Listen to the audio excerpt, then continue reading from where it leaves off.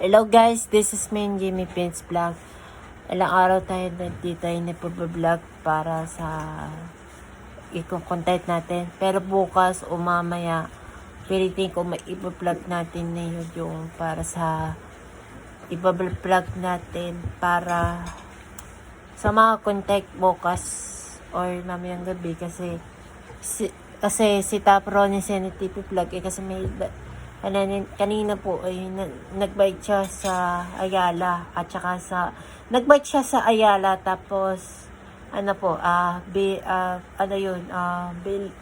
bilang po yung kasi sa ano yun tapos nakita yun sa Tutuban sa state yard sa may Tayoman Street sa ano po itong Manila.